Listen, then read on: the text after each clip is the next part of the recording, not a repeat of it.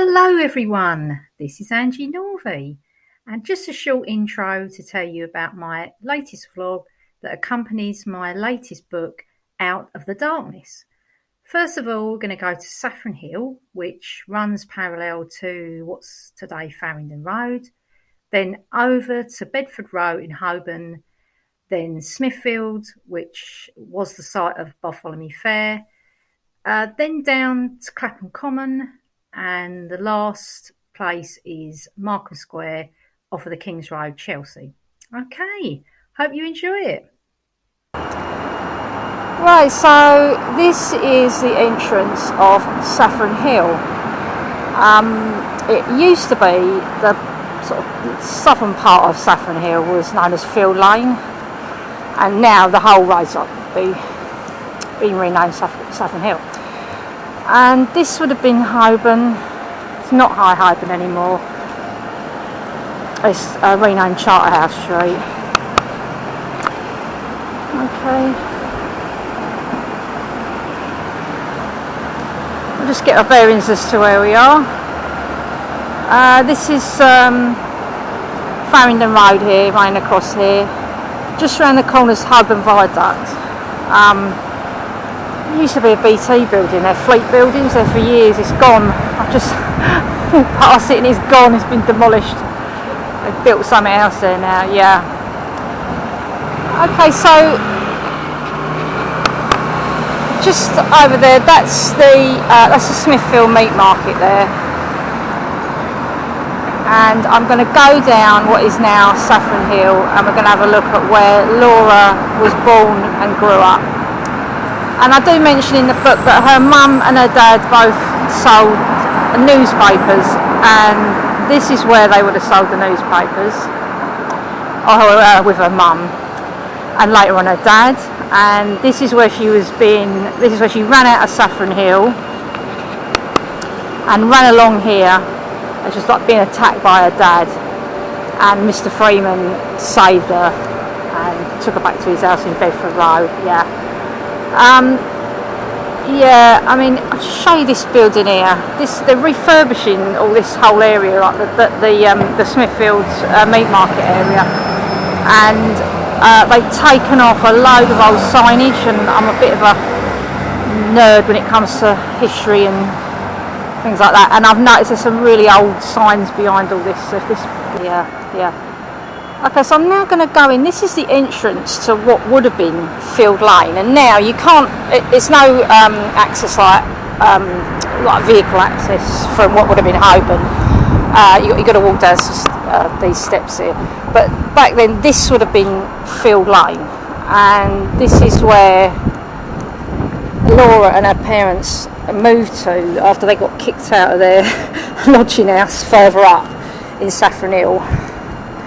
Just going to walk down these steps here and show you what would have been Field Lane back then, and you can just get a sense of how narrow it is, how close the buildings would have been. Field Lane features in Dickens in Oliver Twist. When Oliver first comes to London, he meets the Artful Dodger, and the Dodger brings him back here to Fagin's den of boy thieves and pickpockets, and this is where Dickens set Fagin's den of boy thieves, was Field Lane, and he describes it in the book as, really awful and smelly and,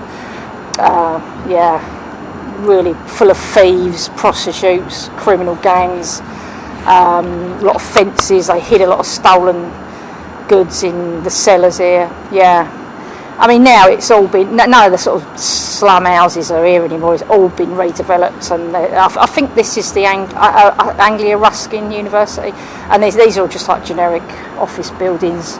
It's all gone now. I mean, it was either bombed in the war, because this area was heavily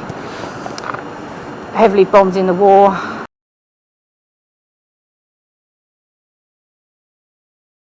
And if it wasn't destroyed by bombs, it was swept away by all the slum clearance programs they had in the 60s, 50s, 60s, and up into the 70s.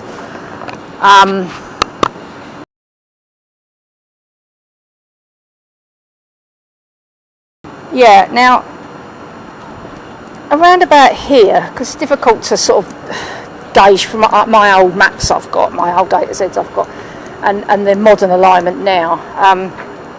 I mean, the actual road would have been just this bit here, and the buildings would have been either side.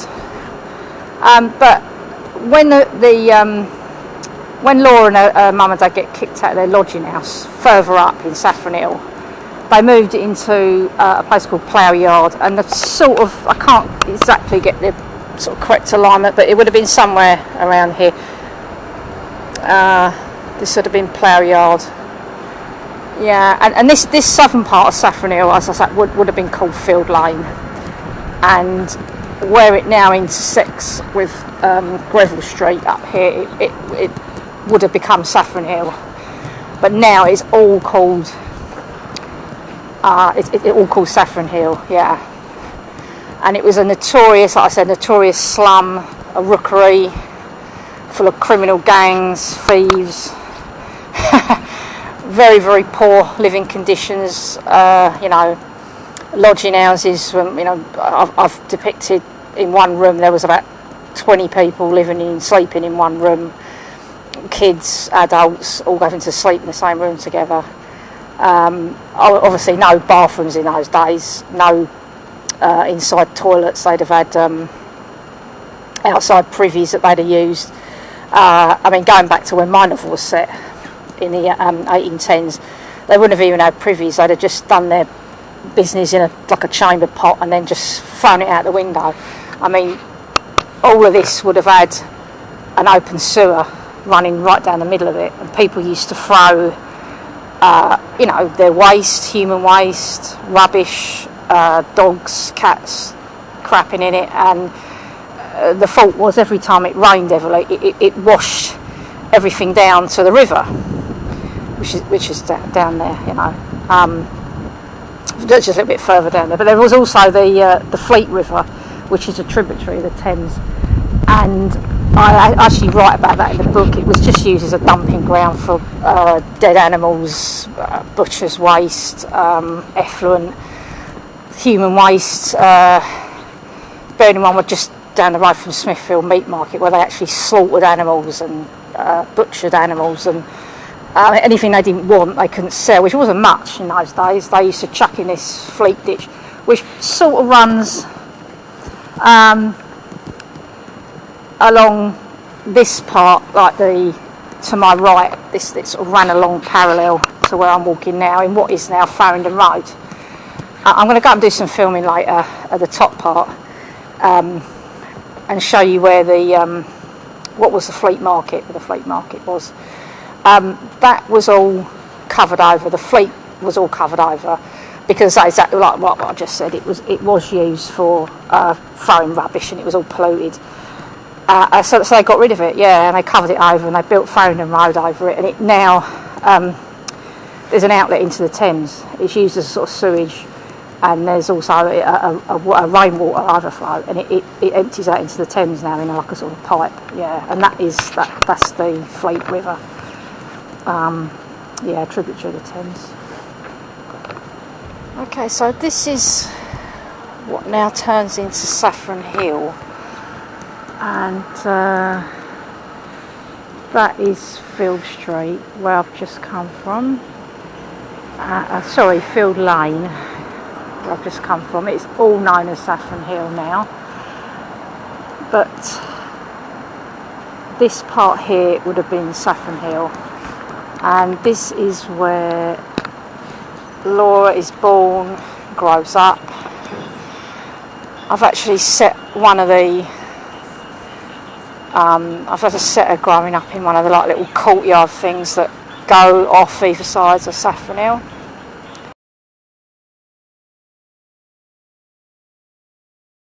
Let's get some bearings here. That's Farringdon Station there, so I've just come up on there, and we're actually in the city at the moment. Just going to walk along Saffron Hill, and all these little entrances here, like this entrance here. I was saying on my vlog I did for a courtesan and a mutineer. It's surprising how much they still use the alignment of old sort of passageways and alleyways. You know, when I was filming underneath the viaduct at London Bridge, a lot of those like tunnels and passageways all follow the alignment of old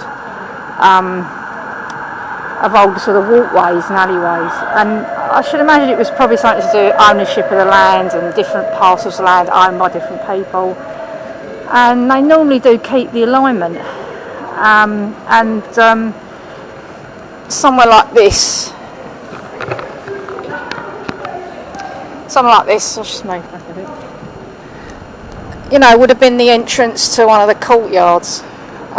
That's pretty awful housing, dilapidated, run down, and Laura would have grown up in one of these little courtyard things. That, as I said earlier, they later moved, they sort of got kicked out of there. Lodging house they were living, her dad and her mum got kicked out, and they moved down the far end into Field Lane, into what was called Plough Yard. That's where I filmed earlier. Yeah, so there we go, that's Saffron Hill today. And of course back then it was, as I said, it was really, really poor rundown area. Nowadays, total opposite. I mean, I don't know if there's many people living here, I don't know, most of it's the city is all commercial, it's all offices. I should imagine there are people living here, but you've got to have pots of money to live around here now. So, yeah, complete opposite to how it was back then when my novel was set. Right, here you go. That's Saffron Hill, what it looks like today. And I'm going to put some photos up of what it looked like back then. A couple of old depictions from the early 1800s and a photo of like sort of the mid-Victorian era.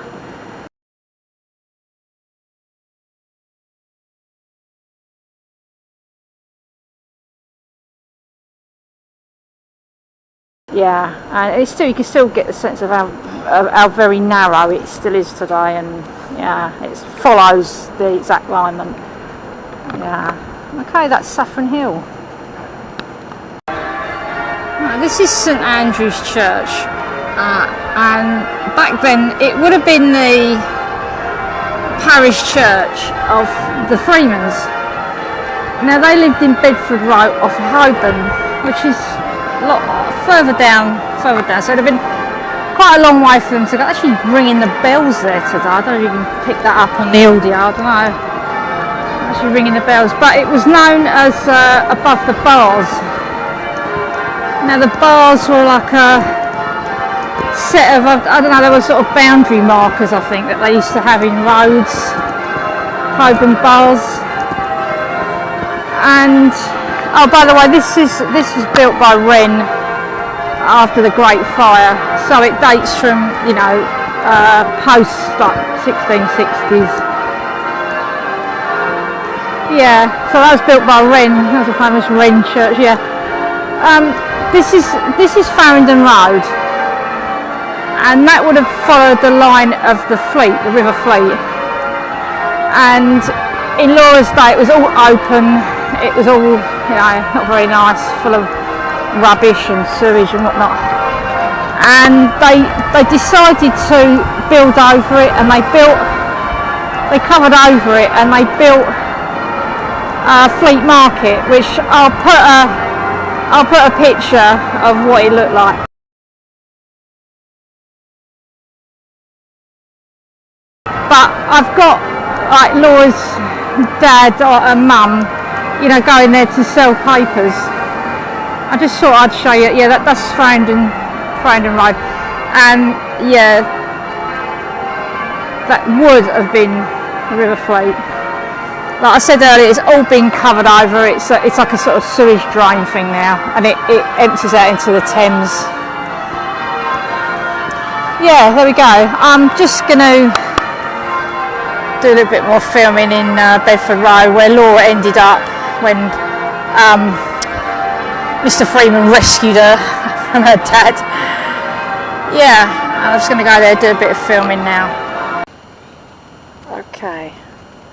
Right, this is number 2 Bedford Row, and this is where Mr. Freeman lived, and he brought Laura back to. to live, and she lived here for about 5 years before they moved out to Clapham Common. Yeah, and let's get the bearings as to where we are. This is over the back of here is Holborn. Yeah, over the back of here, Holborn runs here, and Bedford Row runs up towards Farringdon Road. Okay, lovely old buildings. I think they were built around the 1760s, I think, so they're very old. Yeah, I'm just going to walk towards sort of in the area of Gray's Inn, not that far, but I'm just going to walk along here, and so we can get some more bearings. Just get run over. Right, this little I mean, this is so quiet. I've come up here to film this on a Saturday. Normally I do this on a weekday when I can get a day off work, but my son has got an open day in Westminster University, which is one of the universities he's thinking of going to, and it's like students only, no parents, so I've had to sort of disappear. So I've taken the chance to come up on a Saturday and to do this filming. It's like really quiet, because all the years I worked around here installing phone lines, it was very, very busy, and I had a job here. This is Brownlow Street, this little turn in here. Not this entrance here, around the front. It's something to do with the law courts. It's on top of the law department. I had a job, and I couldn't. You can't park in Holborn. You know, it's all red road and everything. That's Holborn down there, down the end of there. So I came around the back roads to park, because there's parking meters here, and I found this like cool water pump thing, which I think has been here since, I think the 18. Oh, has it got a thing? I've got that. I think it's something like the 1830s or 40s. They built this water pump, so it wouldn't have been here when Laura lived here. Yeah, but anyway, I parked my van here, and it was £8 for half an hour. Yeah, and that was back in the 90s. That was, yeah. But I came round here, and I didn't even know this little enclave, quiet little enclave, existed with this cool old-fashioned water pump. You can't actually go in it. Oh, that's a shame. There's a park here that's like the other side of the park. That's Gray's Inn. That's the chapel where they went to worship, and the law student took a fancy to Laura and caused all type of problems. I can't get in there now. Normally that entrance is open and you can walk straight through, and then come out in Gray's Inn, but it's all shut today because it's a Saturday. Yeah, normally you could walk straight through there, but it's not an option.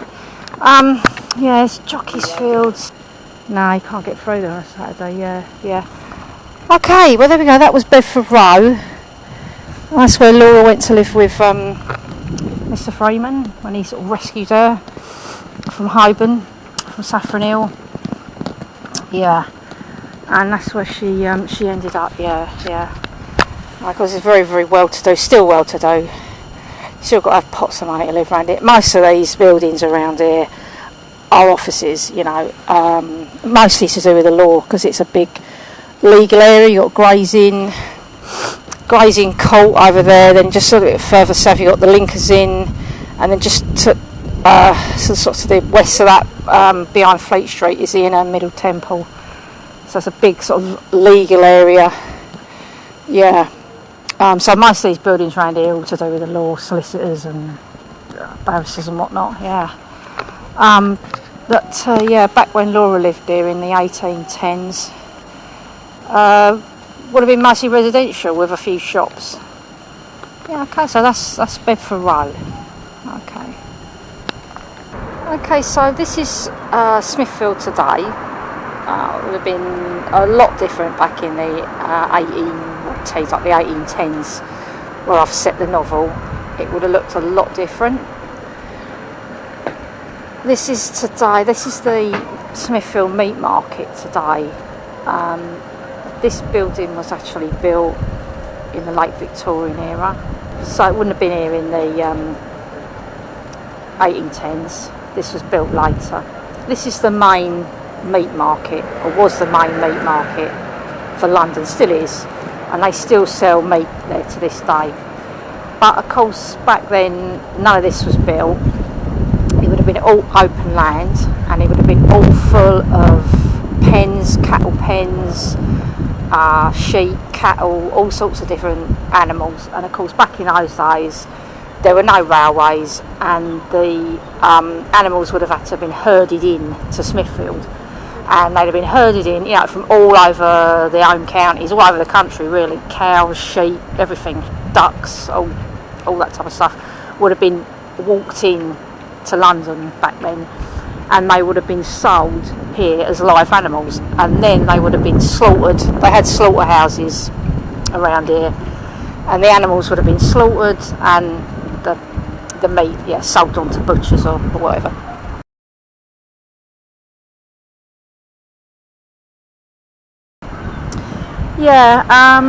The area goes back to when the Priory was built. St Bartholomew's Priory was founded back in the 1100s, and it was a famous hospital. They treated sick people, and it was a famous hospital right up until Henry VIII dissolved the monasteries, but then he refounded it as a hospital, letters paint, so that was like the late 1530s when all the monasteries were dissolved. Bart's Hospital today is still there. It's one of the famous hospitals. I think it's the oldest hospital in the country. And Bart's Hospital is built on the site of the St Bartholomew's Priory, and that is St Bartholomew's Church there. And St Bart's Hospital is it's all around here. It's over the back there. Yeah, but Bart's Hospital, it's still going. Thatcher tried to close it in the 80s. Yeah, enough said. And it battled on and stayed with. It's still with us, Bart's. Yeah, so this would have been the site of Bartholomew's Fair, which features in my novel.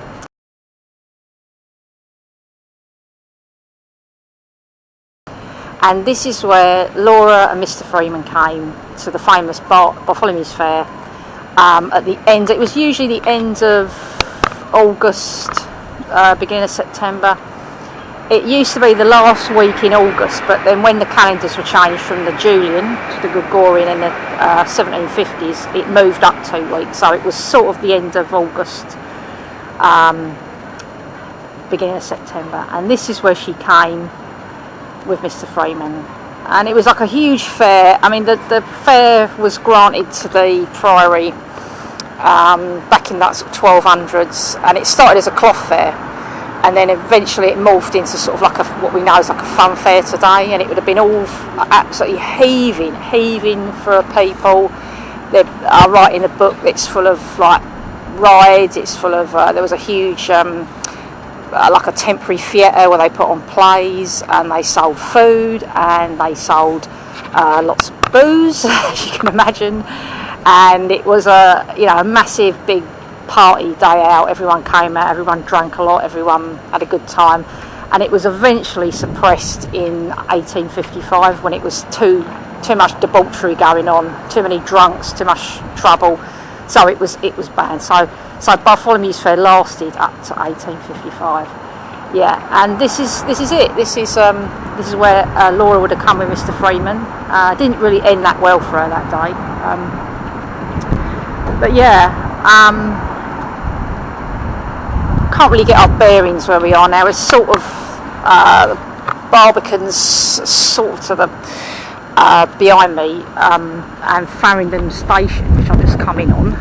First time using the famous Elizabeth line. That's through there. No, that is actually, but that's where they sell. Like, there's no live animals anymore. They just sell meat there. But as I was walking through there, it reminded me of my 70s youth when you wanted to buy meat, you had to go to a butcher shop. And I remember that smell of the butcher shop, and that is what you can smell when you walk through there, is that butcher shop smell, which I haven't smelt for a long time, because, you know, not many butcher shops anymore. I mean, if I want to go buy meat, I go to Sainsbury's or Tesco's or whatever, and I buy it there. So I don't really have to go into butchers anymore. Yeah, but yeah, this is that's the Smithfield Meat Market, and this would have been back in the sort of 1810s, would have been all full of livestock, hens, cattle, sheep. Okay, so this is Clapham Common, north side, and this is showing you where Laura and Mr. Freeman moved to after they left Bedford Row, when Mrs. Freeman got sick and her family lived down here, and they eventually leased a house here and settled here. And this is Clapham Common. Oh, and here's very large. That's the main road there. It goes all the way up there. It's very large common. And back in when my novel was set, like the 1810s, each side of the common, so this is the north side, so lining all the common on the north side and on the west side and on the south side would have all been lined with very large houses owned by the wealthy. And the houses started to get built around the mid 1700s by sort of very wealthy city merchants who were sick of living in the smoke of London and built houses out here, because in those days Clapham would have been a little village on the suburbs of London, very rural. Not now, it's part of Greater London now, very built up. Yeah, and this is where Laura and Mr. Freeman came to live. Now, around the sort of late 1700s, the houses were attracting the sort of very wealthy but more philanthropic minded people. And then, of course, when one builds their house down here and tells their friends how lovely it is down here and how nice and rural it is, then they all wanted to build houses down here. There were lots of families that settled down here who all were into the same sort of evangelical religion, and they were known at the time as the Clapham sect. They later became known as the Clapham Saints, but that wasn't used until sometime in the 1840s, when there was a journalist who was writing about them who sort of dubbed them the Saints.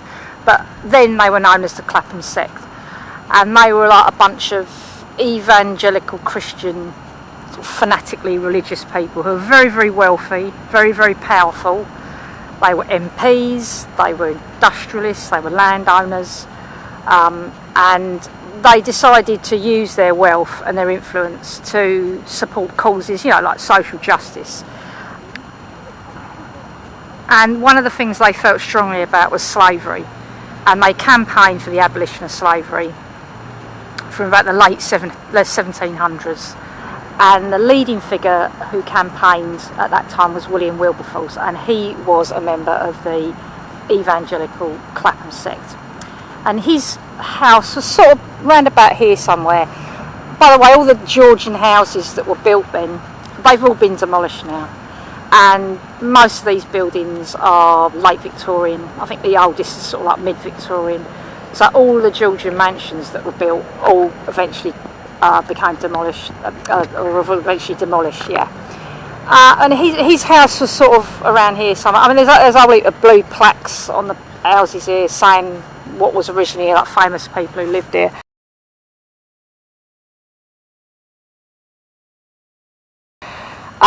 And this road here is this is Macaulay Road, and the Macaulays were another influential evangelical family. Thomas Macaulay, he was a famous, he was a historian, an author, a Whig MP, and yeah, he was his family. He grew up here, yeah, and his family owns a house here.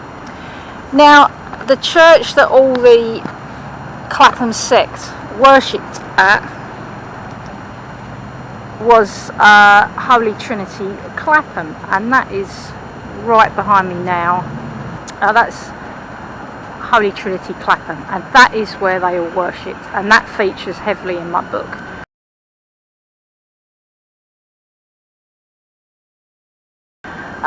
The Freemans were a very wealthy, powerful banking family, and all their friends would have been in that same evangelical circle known as the Clapham sect, and this is where they would have worshipped. Now, after Mr. Freeman, Laura, they settled down here, yeah, he was like very overprotective of her, and he sort of forbade her to come out onto the common to walk about, but she used to anyway, and this is where she would have walked around.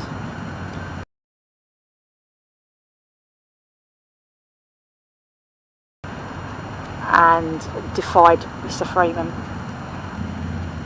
and like they lived here for about 5 or 6 years, and eventually they moved out to Markham Terrace, just over the back of the King's Road. And I'm going to go in there and do some filming now. Yeah, I'm going to get a tube up there. I was going to drive up here and then drive to the King's Road, because I worked on that area for 20 years and I know it like the back of my hand, and I used to drive along here every morning on the way to work for 20 years. But there's nowhere to, but it's a Monday, there's nowhere to park round here, and I could have parked in Markham Square in Chelsea, but it's you've got to keep my eye on the traffic rules. But yeah, I used to drive along here, and I could either go down Cedars Avenue to across Wandsworth Road, down Queenstown Road, over Chelsea Bridge, or another way I used to go was through down what eventually comes into Larkhall Rise and comes out by Stockwell Bus Garage, and then you do a right there, and that's South Lambeth Road. I used to go over Vauxhall Bridge. Yeah, I mean, I haven't banged on about gentrification yet. You will hear me banging on about it, because you know it's happened in my lifetime. I've seen it happen. I've witnessed it happening. I mean, when I grew up in the 70s and even in the 80s, Clapham would have been a working class area. You know, Clapham High Street. Yeah, and I've witnessed it. Now you've got to pot some money to live around here. You know, you can't get a flat around here more than about 2 or 3 million. You know, a house probably city back about 5 or 6 million, something like that. Yeah, I mean, all these houses, these have been all sort of very well off people living here, but as I say, further on Clapham High Street would have been that was all working class area. You know, my mum's family, St Luke's Avenue, they lived at one point. My mum's family are all from Battersea, when Battersea was a working class area. Yeah, it's all changed beyond recognition. You've got to be very, very wealthy to live around here now. Yeah, and I've seen that change in my lifetime. Yeah, I've seen that.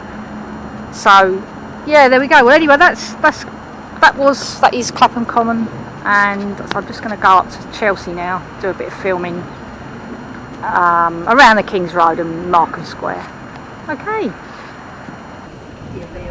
Okay, so here I am in Markham Square, just off the King's Road, and not exactly here, because these houses weren't built until the 1830s, and my book's set in the early 1820s. I was going to set it here, and then when I realised that these houses weren't built until the 1830s, I had to sort of slightly relocate where they moved to. I've had a look at my old A to Z's, and there was a place called Markham Terrace, which was sort of in between Markham Street and Jubilee Place. But yeah, this is where Laura and Mr. Freeman moved to after Mrs. Freeman died, and they moved away from Clapham Common up to here. Okay, let's get our bearings as to where we are. Okay, this is the King's Road, and just Alright, where that van's coming out, that's Markham Street there. And Markham Terrace would have been just sort of like over the back of there. Of course, it's all changed now. It's all been knocked down, demolished, and there's building that they built over it. The street doesn't exist anymore. Yeah.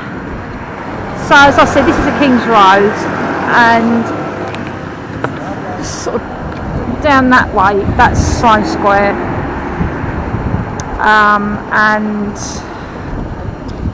towards this way,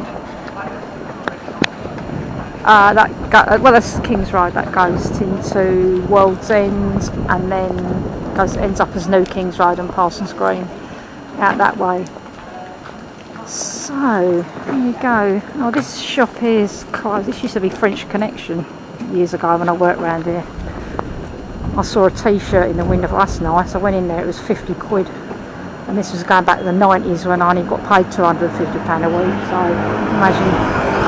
Yeah, but anyway, yeah, this is a King's Road. I worked in and around here about 20 years, so I know it really well. I used to drive everywhere in the van. I got a tube and a bus up here, but I'm going to walk back to the Sloane Square tube because they got roadworks down there, and it would have been quicker for me to walk anyway than get a bus. But yeah, that's to sort of show you where Laura and Mr. Freeman would have lived. It completely changed now to how it was then.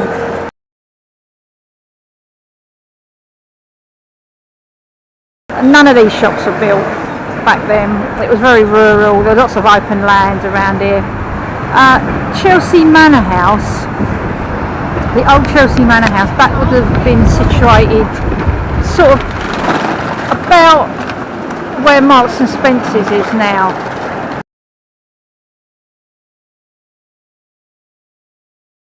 And for anyone who knows their Tudor history, I do, I'm a bit of a history nut. Henry VIII left his last queen, Catherine Parr, Chelsea Manor House. She outlived him, and she died a couple of years later in childbirth, and it then passed to Anna Cleves, one of Henry VIII's wives that survived him, the one he divorced. Yeah, she lived there for a while. Well, she owned the manor for a while, and then on her death, I think it went to Princess Elizabeth, who became Elizabeth I. Yeah, but yeah, there was a famous royal manor there. Yeah, as I say, it's completely changed now. It's a lot quieter than when I used to work up here. The road was a lot more traffic on the road, a lot noisier, a bit more grubbier, a bit more dirtier, a bit more litter everywhere. Yeah, but yeah, there we go. That's the King's Road. Okay, and there's not really much to show you. It's all changed now, as I said. It's all been built over. But yeah, this is Markham Terrace. Yeah, I worked quite a few of the houses along here. Okay, that's it. If you want to buy the book, it's available on Amazon as a paperback and as an ebook, or you can check out my website, angienorthey.com. Just Google my name or put my name into the search engine on Amazon. Okay, hope you enjoyed. Please leave any comments, good or bad, doesn't bother me. Hope you enjoyed it.